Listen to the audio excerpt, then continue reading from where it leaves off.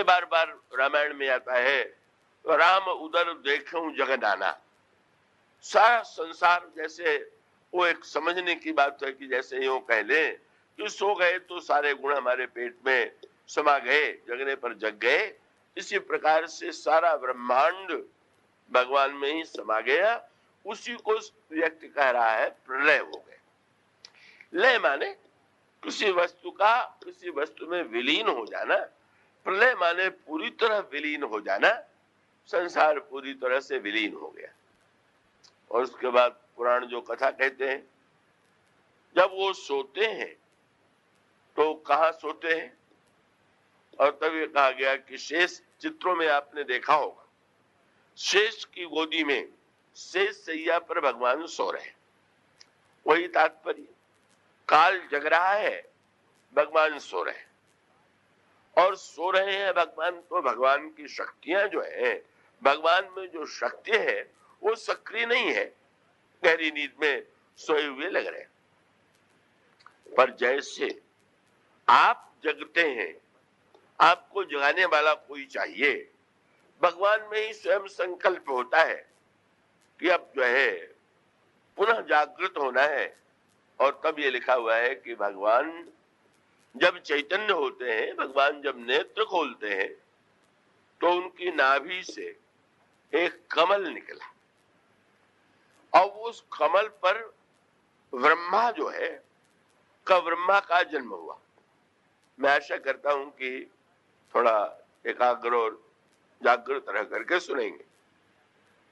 और ये बहुत सुंदर बात लिखी हुई है कि ब्रह्मा ने जब आंखें खोल करके देखा तो उनको ये तो दिखाई पड़ा कि मैं कमल पर बैठा हुआ हूं, पर ये कमल का जो नाल है वो कहाँ है, कहां से निकला हुआ है। कब उन्होंने सोचा कि जरा हम नीचे उतर करके खोजने की चेष्टा करें, पर बहुत चेष्टा करने पर भी उस कमल के नाल का अंत तो नहीं ढूंढ पाए। नहीं ढूंढ पाए तो फिर वो बड़े व्याकुल होकर के, लिखा हुआ है उनको डर भी लगा, क्योंकि लगा कि चारों ओर अथाह जल राशि है, कोई नहीं केवल मैं हूं, और वो मैं कमल पर बैठा हुआ हूं। और तब उनको एक स्वर सुनाई पड़ा, और उस स्वर में आज्ञा दी गई, वत्स तप करो। पुराणों की अपनी एक कहने की शैली है, एक भाषा है। और उसका अभिप्राय यह है कि यही जीवन का रहस्य। जीवन का रहस्य यह है, जो ब्रह्मा को सूत्र दिया गया कि ब्रह्मा ने सबसे पहले जब अपने को अकेला देखा और कमल पर देखा, तो यह प्रश्न उनके हृदय में आया कि मैं कहां से आ गया। और ये प्रश्न अगर हम में और आप में प्रत्येक व्यक्ति के जीवन में आ जाए तो न जाने का, अगर आप वैसे देखें कि मैं कहां से आ गया, तो आप कहेंगे मां के गर्भ से आ गया। जैसे ब्रह्मा कमल से दिखाई दे रहे हैं, पर कमल का मूल कहां से है। मां के गर्भ में तो आ गया, पर वो आने के लिए उसका सचमुच मूल कौन है। और अगर व्यक्ति खोजने चले तो नहीं ढूंढ पावेगा। डॉक्टर बेचारा जो है वो अधिकतर वहीं तक तो जाएगा, शरीर तक जाएगा, और वो मानो कौन हृदय या वीर्य के बिंदु कणों तक जाएगा, पर मूल तक नहीं पहुंच सकता है। अगर व्यक्ति अविवेकी हो, ब्रह्मा के समान न हो, तो वो अपने काम में लग जाएगा, लगी जाता है।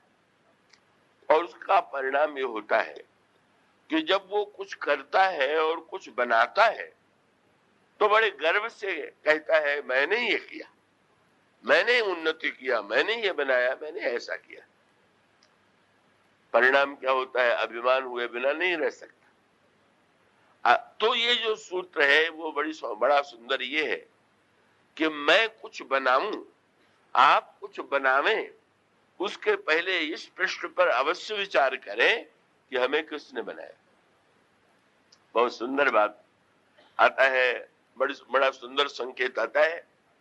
जब रावण के अत्याचार से देवता व्याकुल हुए, मुनि व्याकुल हुए, तब वो ब्रह्मा के पास गए, महाराज संसार को आपने बनाया तो रावण को भी आपने ही बनाया और ऐसा बना दिया कि वो तो महाराज संसार के लिए महासंकट बन गया। अब कृपा करके इसको किसी तरह से इससे छुट्टी भी दीजिए। ब्रह्मा ने कहा कि आप लोग मुझे जितना स्वतंत्र समझते हैं मैं उतना स्वतंत्र हूं नहीं। क्यों? बोले बनाने में मैं स्वतंत्र दिखाई देता हूं पर वो भी स्वतंत्र नहीं।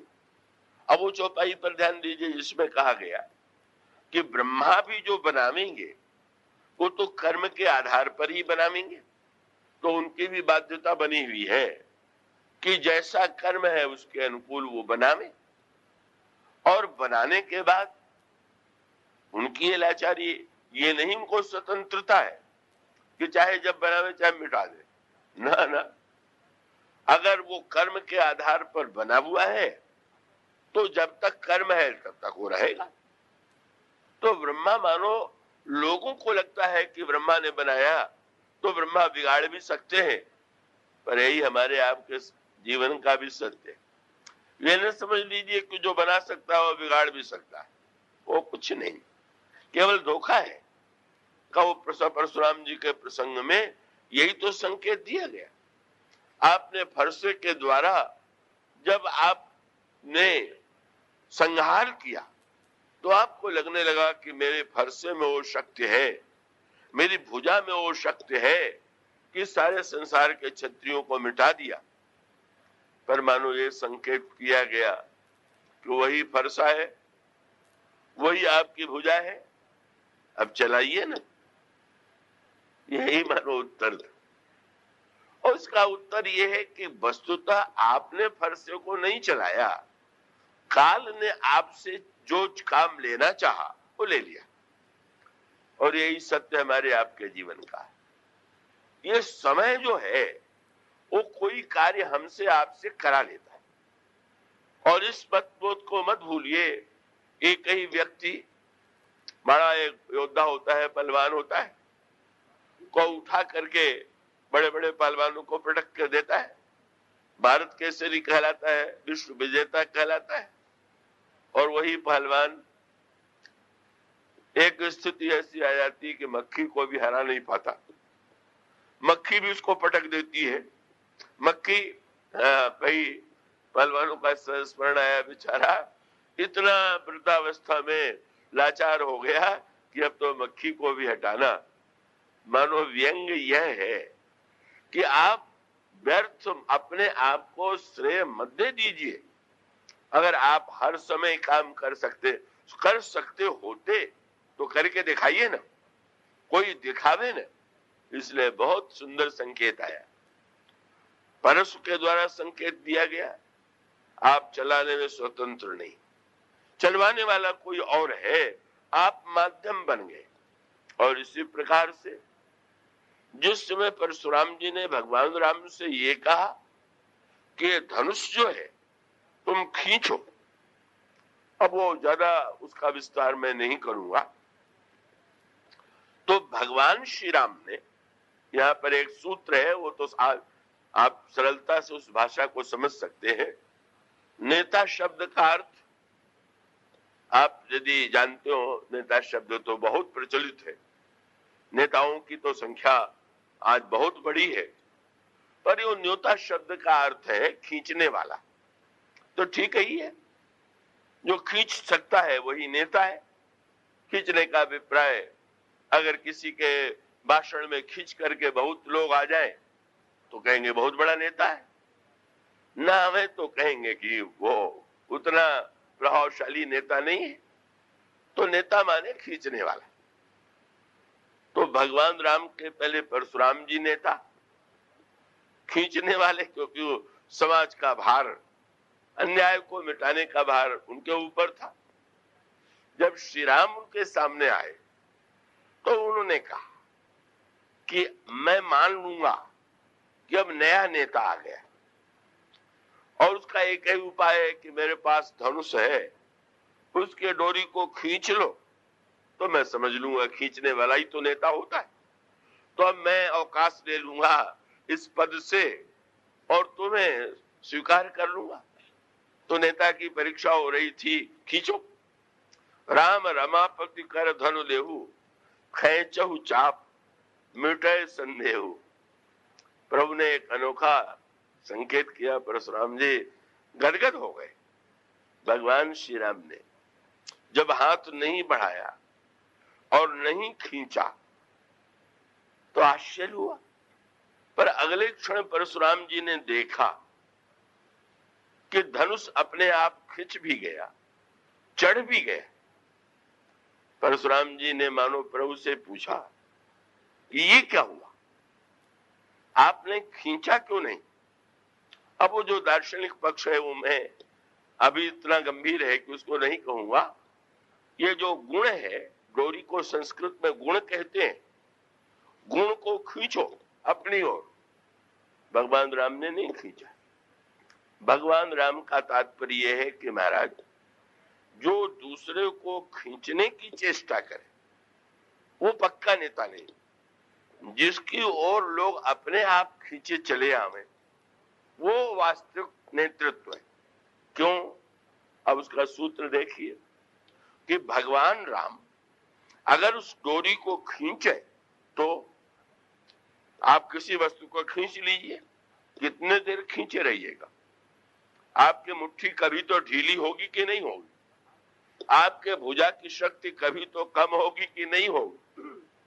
क्या होगा? आपने कस करके खींचा, जब तक आपकी भुजा में शक्ति थी, आपकी जब तक मुट्ठी बंधी हुई थी, आप खींचे हुए थे, पर भुजा एक दिन थक जाएगी, मुट्ठी ढीली पड़ जाएगी और जिसको आपने खींचा है वो अपने आप। और यही अनुभव होता है। आपके पास जब तक सत्ता है, जब तक आपकी मुट्ठी पक्की है, आप खींचे रहिए लोगों को, पर कभी तो ढीली पड़ेगी, कभी तो वो छोड़ना पड़ेगा। और इसलिए भगवान राम का संकेत ये था कि महाराज ये क्या हुआ कि हम खींच करके पकड़े रखने की चेष्टा करें, हमें नहीं आवश्यकता। उसको आवश्यकता हो तो आवे, उसको आवश्यकता न हो तो चली जाए। मैं को अपनी शक्ति का प्रयोग करूं, और यही जीवन का महान सत्य है। क्यों गर्व कौन कर सकता है, कौन कर सकता है? और यही सत्य जो है, भगवान अपने भक्त को ये अनुभव हो जाता है, संसारी व्यक्ति रोता पीटता रह जाता है।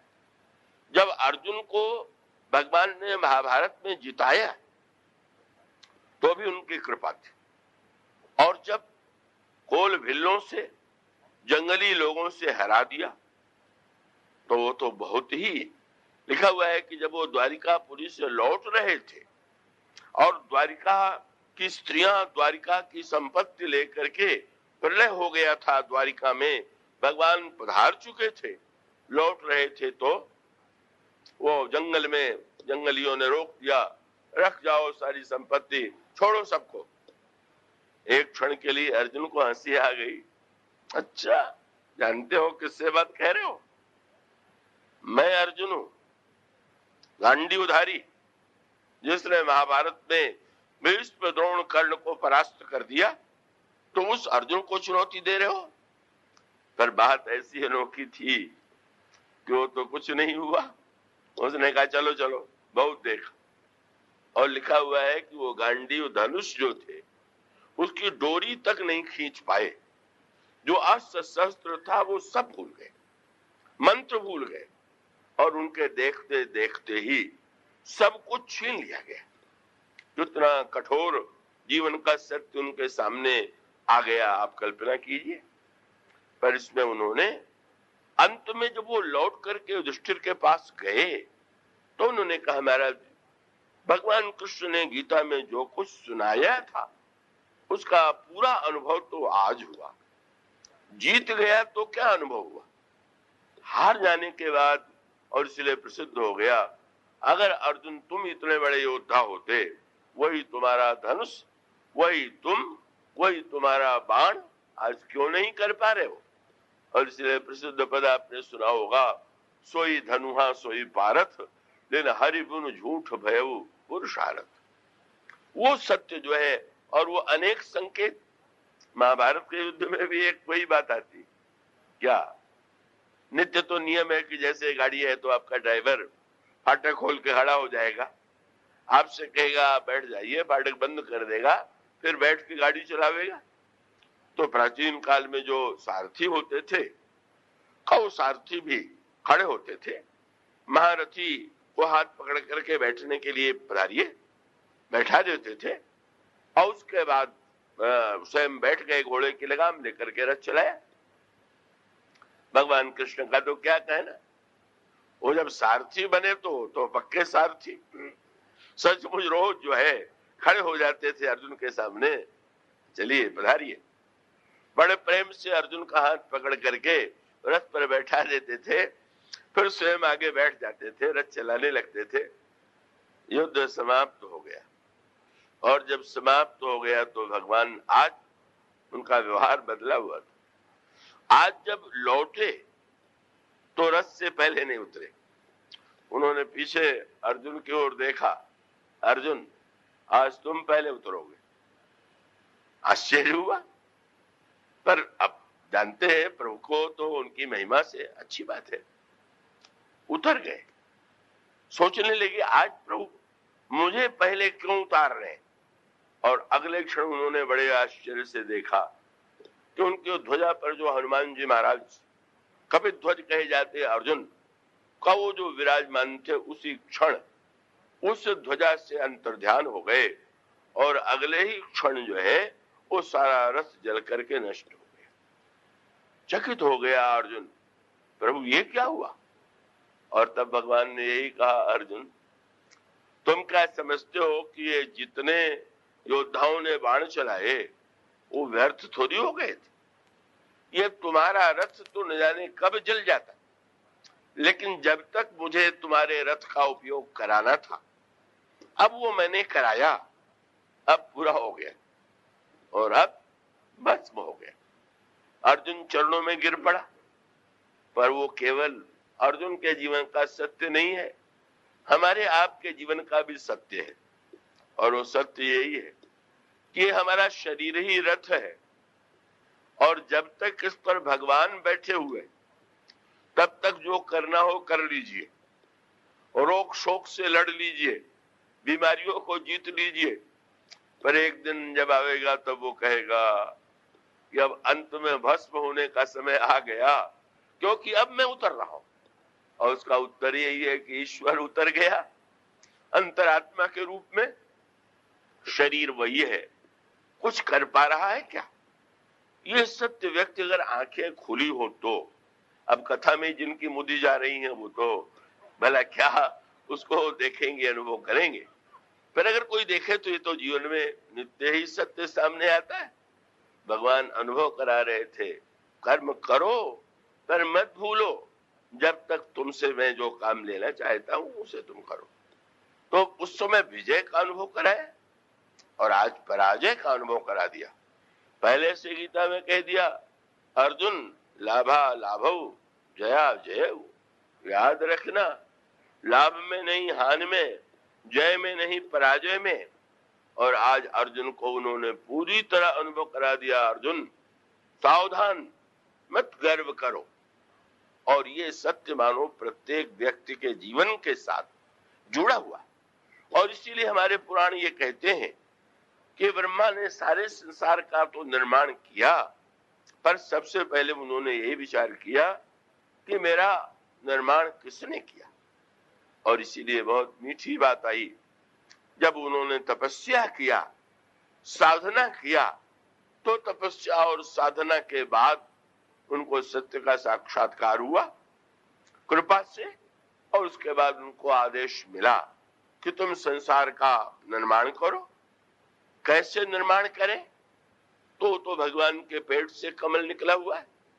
भगवान ने कहा वो जो संसार के पूर्व जीव जो थे, वो जब उस बाहर के शरीर से समाप्त हो गए तो उनका कर्म और उनका संस्कार सब मेरे ही उदर में विद्यमान है।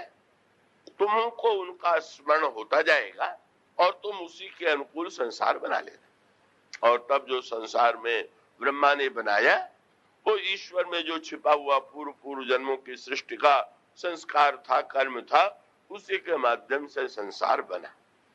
और इसीलिए संसार में इतनी विविधता है, इतना अंतर है, क्योंकि वो व्यक्ति के कर्म और संस्कार से ही जुड़ा हुआ। और इसीलिए जब वो देवताओं ने कहा कि आपने संसार बनाया, आपने रावण को बनाया, तो आप मिटा दीजिए, उन्होंने यही कहा, मैंने बनाया? क्या कहते हो, मैं मिटा दूं? बिल्कुल नहीं, संभव नहीं। और यही सत्य है। मान लीजिए कोई वैज्ञानिक एटम बम बना ले, तो क्या वो इतना शक्तिशाली हो गया कि एटम बम के फूटने पर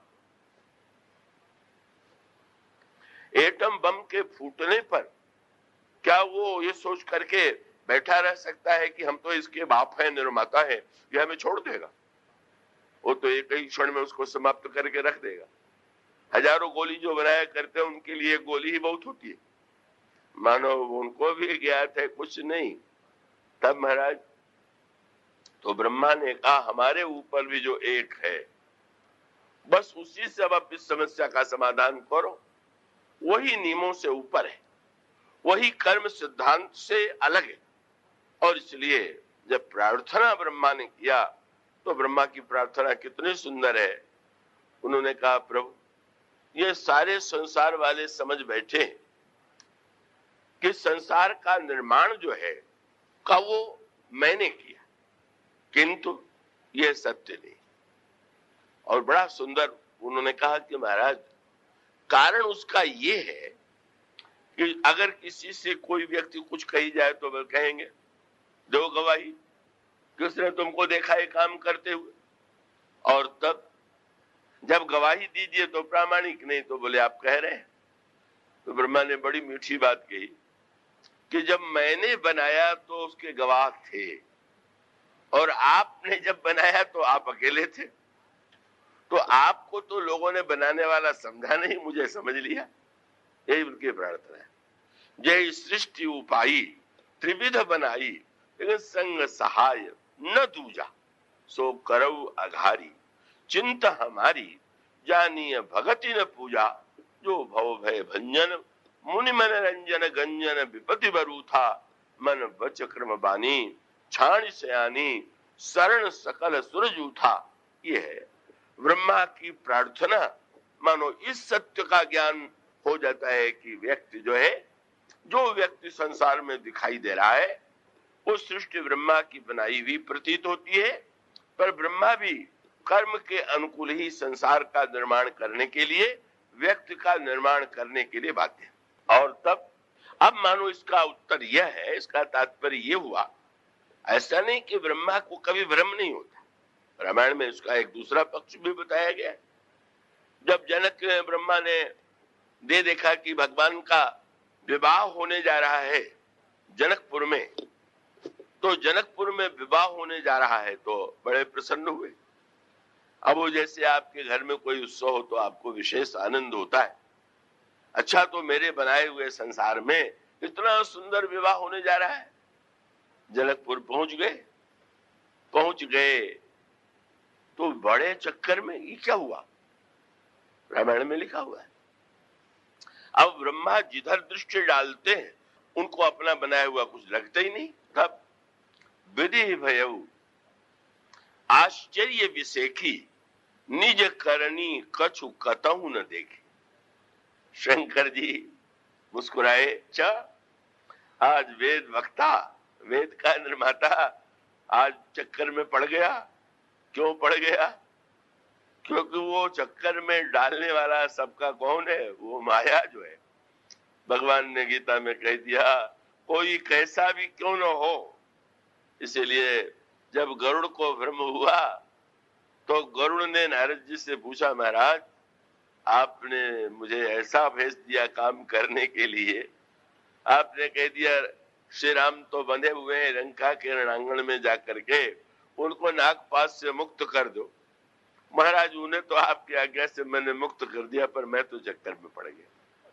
क्या अब मैं समझता था राम ईश्वर है, और वहां जाके जब देखा कि वो तो अपने को भी नहीं छुड़ा पा रहे हैं, तो मेरे मन में लगने लगा कि कैसा ईश्वर भव बंधन ते छूटही, नर जपि जाकर नाम, खरव निशाचर बांधेऊ, नाग पास सोई राम। और तब तुरंत नारद जी ने हंस करके कहा, अच्छा बस बस मैं समझ गया कौन सा चक्कर पड़ गया। अब गरुड़ जी तो भगवान को धारण करने वाले, इतने निकट रहने वाले हैं, पर नारद जी ने कह दिया हरि माया कर विपुल प्रभावा, अमित बार जही मोही नचावा। बोले वो चक्कर आ गया, वो नचाने वाली माया जिसने मुझे भी बार बार पुराना याद आ गया, कैसे विवाह की इच्छा हुई, कैसा मैं चक्कर काटता रहा। बोले भाई सोई व्यापी विहंग पति तो ही, भैया वही तुमको आज मैं जाओ ब्रह्मा के पास जाओ। कह दिया चतुरानन पही जाऊ खगेशा, सोई करे जय होई निदेशा। भाई एक मुंह वाला समाधान नहीं कर पावेगा, चार मुंह वाले के पास चले जाओ। जब गए और जब ब्रह्मा के पास गए तो ब्रह्मा ने भी यही कहा, अरे क्या बतावे, उन्हीं को नहीं कजे ही बहु बार नचावा मोही, मुझे भी बार बार वो माया चक्कर में डाल चुकी है, तो तुम अब जो है भाई शंकर जी के पास जाओ। मानो संकेत ये है कि वो जो जिसे माया का नाम दिया गया है, वो माया शब्द इतना अनोखा है, इतना अद्भुत है। और उसकी विचित्रता यह है कि एक और देखें, माया शब्द का अर्थ आप जानते होंगे, माया माने जो नहीं है, या और माँ माने नहीं, या माने जो नहीं है वह माया है। पर कितनी बढ़िया बात है, जो है उससे लड़ना सरल है, पर जो नहीं है उससे आप कैसे लड़िएगा। तो ये जो नहीं है माने रोग है तो दवा हो सकती है, और रोग आपको न हो तो दवा बहुत कठिन है। और उसका अभिप्राय कि आपको केवल भ्रम ही अगर रोग का हो गया तो मानो ये माया तो वस्तुतः ईश्वर की वह शक्ति है जो कह सकते हैं है और नहीं। तो श्री सीता जी कौन है, भगवान तो उनका परिचय यही देते हैं मनु के सामने, आदि शक्ति जय जग उपजाया, सौ अवतरी मौर्य माया। यही मेरी माया है। मनु ने इनको निमंत्रण नहीं दिया, केवल श्री राम से दर्शन देने की प्रार्थना किया। अब जो एक की जगह दो आ गए, खड़े हो गए, तो आश्चर्य से देखने लगे ये कौन है।